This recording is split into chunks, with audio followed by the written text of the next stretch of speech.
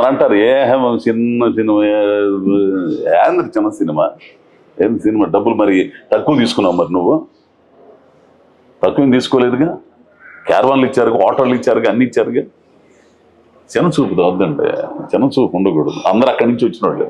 సరే ఇప్పుడు చిన్న సినిమా పెద్ద సినిమా అంటే అసలు బొచ్చి చేతికి వచ్చిన తర్వాత ఎవడి టాలెంట్ ఎట్లాంటి వాళ్ళు కనపడుతున్నారు తెలిసిన.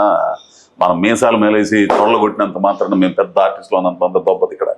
ఒక్కోడి దగ్గర ఎట్లాంటి టాలెంట్ ఉంటుంది తెలిసిన. ఒక్కోడు షార్ట్ ఫిల్ములు చూస్తుంటే ఏంది, మొన్న ఒక ఆయన పెద్ద ఆయన అంటున్నాడు, వేషాల కోసం వాటి కోసం ఇక్కడికి రావాల్సిన పనిలే, చాలా ప్లాట్ఫామ్స్ ఉన్నాయి, మీరు తీసి దాంట్లో పెట్టండి. జనం ఈ రోజున సోషల్ మీడియా చూస్తున్నారు. మీ అవసరం ఖచ్చితంగా పెద్ద డైరెక్టర్కి ఉంటే ఇతను ఎవరో పిలిపించండి అంటాడు. కాలం మారింది కదా, టెక్నికల్గా మారిపోయింది కదా, అంతా ఫార్మేట్ అన్ని మారిపోయింది. వినోదమే. వినోదం అనేది పోయేది కాదు, మనిషి బ్రతికున్నంతకాలం ఉండేది.